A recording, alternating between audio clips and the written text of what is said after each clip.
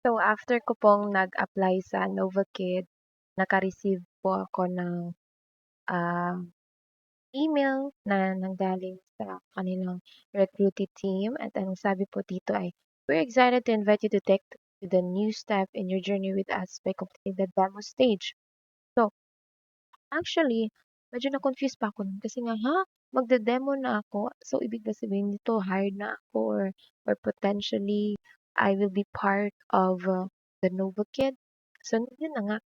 So, general information about the demo teaching, ang sabi po dito is the demo has 5 questions and will only take a few minutes and dapat daw 1 minute to get ready for the answer before the recording starts. So, ang sabi po ang sabi din dito is dapat makomplete ko po yung demo process nila within the next 48 hours. So, ako na hindi ko talaga alam kung anong gagawin. So, binasa ko lang talaga yung kanilang information na binigay. So, dapat daw magro-roleplay daw ako, sabi dito. And then meron pong magro-roleplay sa questions 2 and 3 and 4. So, mag-act as a teacher, speaking to a real student during class, and ang dapat daw dito ay maggamit ako ng props, regalia, flashcard, etc. Eh, wala naman akong mga ganito, guys. So, ang ginawa ko, naghanap ako ng mga stuffed toy, na mga kahit ano pa dyan na pwede ko magamit during the demo. Okay?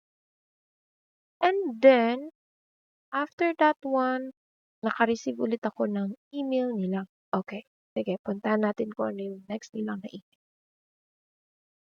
So, after kong mag-demo, sinabihan nila ako na mag-login daw ako sa aking personal teacher account, which is ito, no?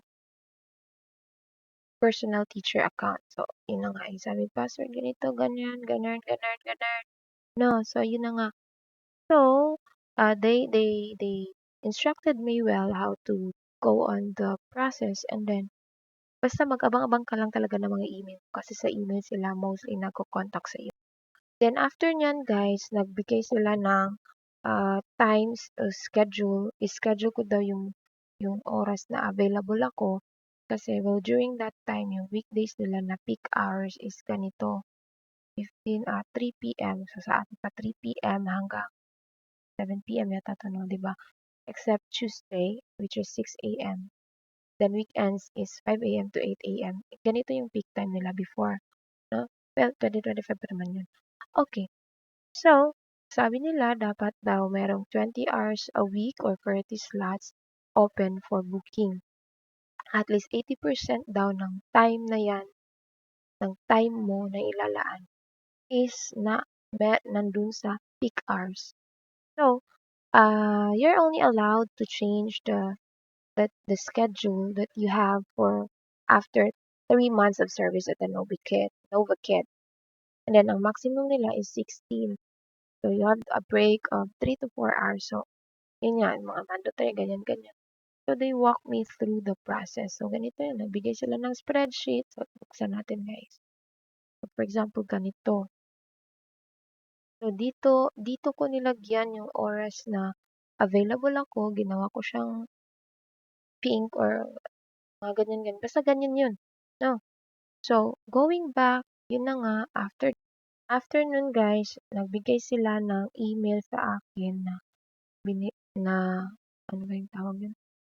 Okay, so, ito daw yung rate ko. So, general terms. So, I'm still confused kasi nga, na-hire na ba ako nito? Kasi nga, wala akong na-receive na email na, congratulations, you're hired, ganyan, ganyan, ganyan. Pwede ka ng ano, ganyan, congratulations, you're being part. Wala akong email na na-receive na ganyan. So mostly, ito yung mga email na na-receive ko. So sabi ko, siguro na-hire na nga ako, ganun. So the rate is 4 USD dollars and can also be improved no, sa mga teacher level system nila na ganyan. So sabi ko, $4. So 200 per hour. So, parang ganun. No? Okay, so there are a lot of stages na dapat mo basahin at intindihin kasi nga, uh, first time ko pa lang, 'di ba? So, kailangan mo talaga basahin. So, for example, stage 1, 7 slots per day, stage 2 and 3, 10 slots per day, stage 4, 16 slots per day. Ganyan-ganyan daw. So, this is what they call the adaptation process. So, kasi nga, 'di ba, bago ka pa lang, so you do not know. So, ang maganda dito is they provided you a well-comprehensive output, well-comprehensive na instruction rather kung ano yung mga dapat mong gawin. Okay, so meron ka ding mga form na kailangan mo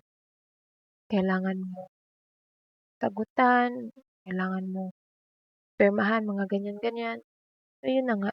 So, yun guys. So, basta ganun yun, no? So, for example, ganito. Ay, oo, meron pala.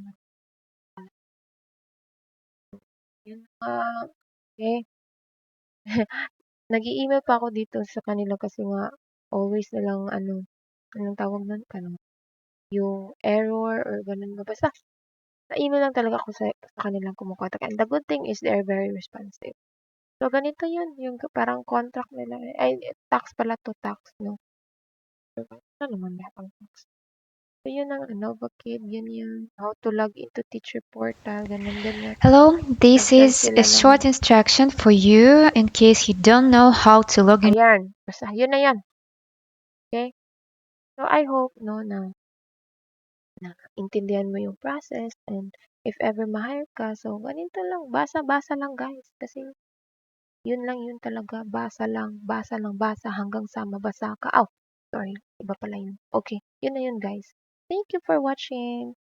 Ka, good luck on your application po.